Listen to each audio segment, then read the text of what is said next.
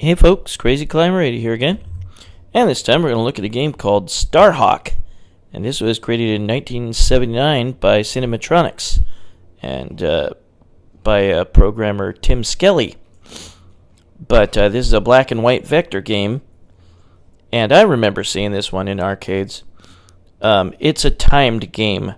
You have 2 minutes to destroy as many enemies as you can and get as many points as you can. And in the original game, you're supposed to be allowed extra time for passing 10,000 points, which is actually kind of easy to do, but it doesn't work in MAME for some reason. There's the control panel. You do not have like a flight yoke type of joystick. It's just a regular controller joystick. And there are 3 buttons that allow you to change the speed of your crosshairs. You don't see the crosshairs during the attract mode, but they will be there during gameplay. And just these ships just come out from all sorts of different directions, but they repeat their patterns. It's very, very obvious, once you watch for a while what their patterns are going to be.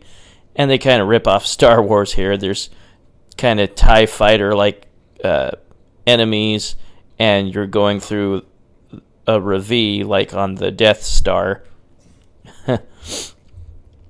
But yeah, I remember this game. I don't think I might have played it back in the day, but I was pretty little.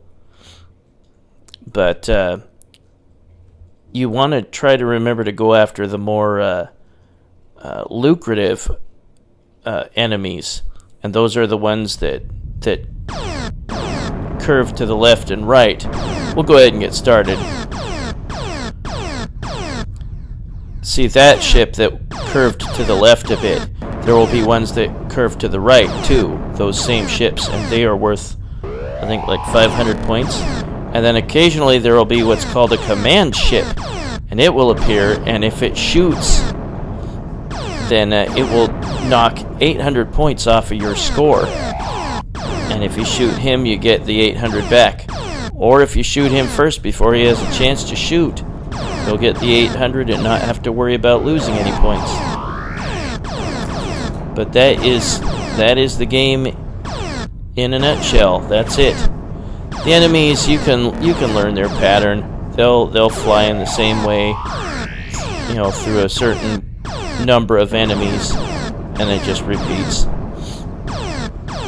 But the scoring is, there's a bomber, that's 100 points. And I'm not sure which enemy that's supposed to be. Probably the one that was flying from the upper left. That one is probably the bomber there that I missed. And then the missile, not sure what that is. Probably that I just killed there. That's 100. The rocket is 300. And maybe that's the one going down the middle. The rocket's kind of hard to hit, really. But, oh, no, maybe, well, I guess I'm not sure what the different enemies are, but the scoring is the bomber is 100, the missile's 100, the rocket's 300, the starship is 500, and the command ship is 800. You seem to get the most points out of destroying the enemy that curves to the left and right that you saw earlier, that one there to the left.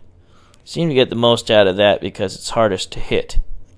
But you only have 2 minutes per game. We'll play one more time. Only 2 minutes per game. And like I said, in the original game, the arcade machine, I guess you're supposed to get 20 extra seconds for 10,000 points scored. And it's not replicated in MAME, or at least the version I was playing. And I had issues with, what was that game? Skydiver as well. MAME didn't let that work.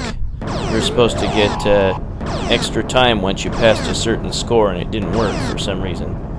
It's fairly easy to get 10,000 points in this, so if you were playing on the arcade cabinet,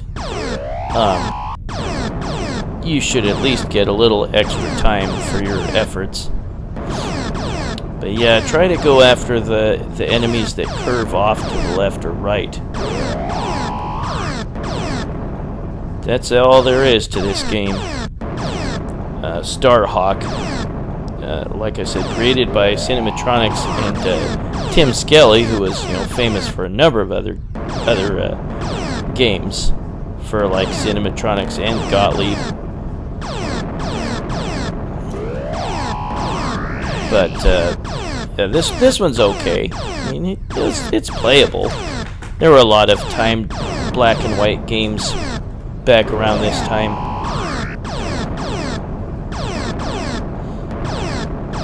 But just learn where the enemies are going to come from and get ready to act accordingly. And like I said, there are 3 speed buttons. They will determine how fast your crosshairs will move. Just stick with one that you're comfortable with. And once you press the button once, you're stuck on that one until you press another button. You'll change over to a different speed. But, that was okay, 13,600. I played one more time. I did a lot better. But yeah, every 10,000 points you score in the original arcade machine, you're supposed to get 20 extra seconds, from what I've read. I'm sure if I played back in the day, I was not nearly good enough to get 10,000 points. Because I was like, what, 8? This was created in 1979. Yeah, don't go crazy with the lasers. Just try to aim, try to remember where the enemies appear, and act accordingly and shoot when they're close to your sights. And try not to let that guy fly away with your 800 points. This was suggested by YouTube user MS3 Bonnie.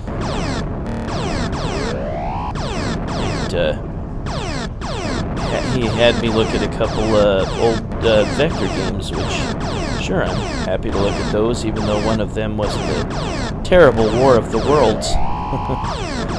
I was going to have a look at Boxing Bugs, but the sound wasn't working right. So, keep up the requests. There will be a point where I want to do a bunch of the Nintendo versus arcade games again.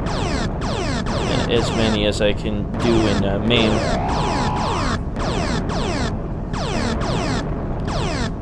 I can never seem to be fast enough to take out that command ship before they shoot at my score to take off 800 points.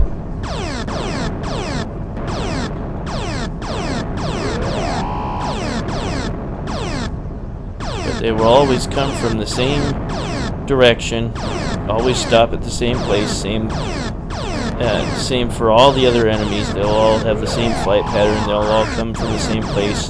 That'll just be one wave of those enemies, and then the next wave comes, it repeats. Some might find it a pretty dull game, and I guess I can understand why, but for its time, it was definitely playable. But that is Starhawk by Cinematronics and Tim Skelly in 1979. Well, this is Crazy Climber 80 saying thanks for watching. Skyhawk by Cinematronics and Tim Skelly in 1979.